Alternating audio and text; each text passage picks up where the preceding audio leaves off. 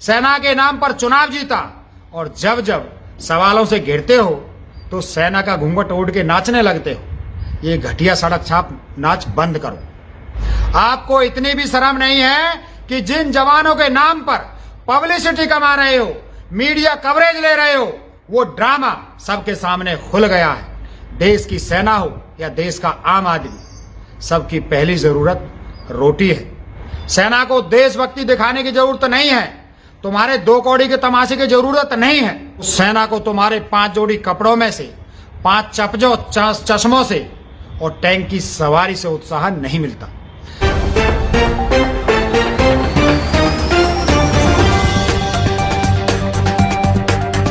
सातवीं बार मोदी जी सैनिकों के साथ दिवाली मनाने पहुंचे और दिवाली क्या, टैंक पर घूमने, सलामी देने, भाषण देने में ही पूरी दिवाली गुजार दी।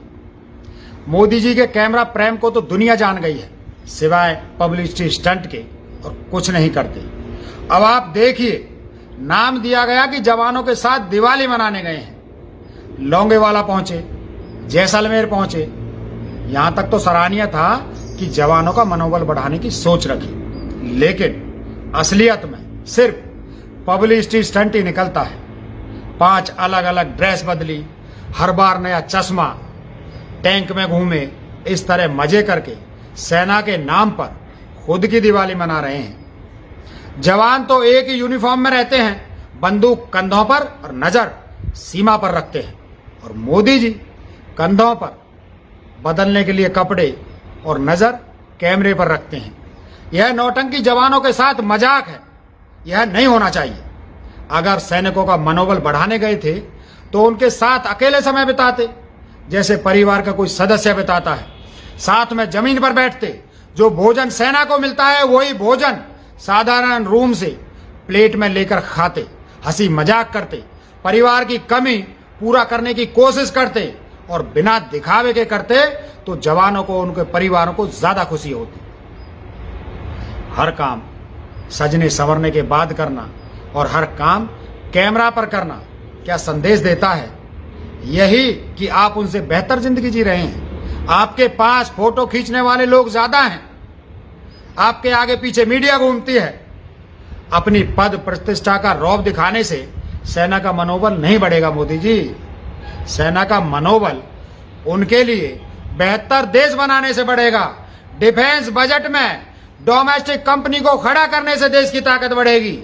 अंबानी घराने की चमचागिरी करने से नहीं बढ़ेगी। सैनिकों को ज्यादा सुविधाएं और उनके बच्चों को बेहतर माहौल देने से सैनिक खुश होंगे।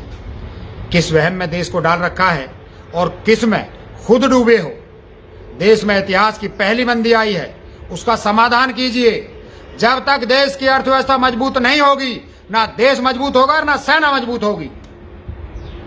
देश की अर्थव्यवस्था कमजोर होने से आप बांग्लादेश, पाकिस्तान, श्रीलंका की बराबरी से खड़े हो गए हैं। क्या इससे सेना का मनोबल बढ़ेगा? नहीं, आप सिर्फ सेना के सामने और सेना के नाम पर नौटंकी कर रहे हो। आपको इतनी भी शर्म नहीं है कि जिन जवानों के नाम पर पब्लिसिटी कमा रहे हो, मीडिया कवरेज ले रहे हो, वो ड्रामा सबके सामने खुल गया है। देश की सेना हो या देश का आम आदमी, सबकी पहली जरूरत रोटी है। और जिस तरह आप -27 की स्पीड से देश की बर्बादी कर रहे हो, उससे देश की रीढ़ कमजोर हो गई है। सेना के नाम पर चुनाव जीता और जब जब सवालों से घिरते हो तो सेना का घूंघट ओढ़ के नाचने लगते हो। ये घटिया सड़क छाप नाच बंद करो और प्रधानमंत्री का जो काम है वो काम करो। सेना को देशभक्ति दिखाने की जरूरत नहीं है, तुम्हारे 2 कौड़ी के तमाशे की जरूरत नहीं है। सेना ने ताकतवर के सामने भी सीना खोल के रख दिया और कुछ बदतमीजों के 2 टुकड़े कर दिए थे। उस सेना को तुम्हारे 5 जोड़ी कपड़ों में से, 5 चपजों चश्मों से और टैंक की सवारी से उत्साह नहीं मिलता। तुम संसद से जब चीन को हद में रहने की चेतावनी देते, तब सेना का मनोबल बढ़ता। चीन का नाम लेने में डर लग रहा है, चीन का नाम लेने से दस्त लग रहे हैं और सेना के सामने ड्रामा कर रहे हो। मोदी जी, चीन के सामने पहले आपको खड़ा होने की जरूरत है। सेना तो हमेशा से वहीं खड़ी रहती है। चीन से 22 जवानों को हत्या का बदला कब लेंगे, इसकी बात कीजिए, ये अनारकली बने मत नाचिए और दिन भर कॉस्ट्यूम चेंज मत कीजिए। प्रधानमंत्री देश की ताकत बढ़ाए तो नागरिकों की और जवानों की सबकी ताकत बढ़ेगी। ये कैमराबाजी से ऊपर उठिए मोदी जी, प्रधानमंत्री पद की गरिमा रखना सीखिए। जिस संसद को माथा टेका था, इतिहास की सबसे घिनौनी संसदीय कार्रवाई खड़ी करके उसी संसद को कलंकित कर डाला। इसलिए ये दिखावे के स्टंट करना छोड़कर अर्थव्यवस्था की बात कीजिए और किराए के टट्टुओं को भी कोई रोजगार दीजिए। कब तक चप्पल चाटेंगे आपकी? एक दिन तो रोटी मांगेंगे, फिर क्या मोर की तरह 22 दाने खिलाकर फ्री हो जाओगे?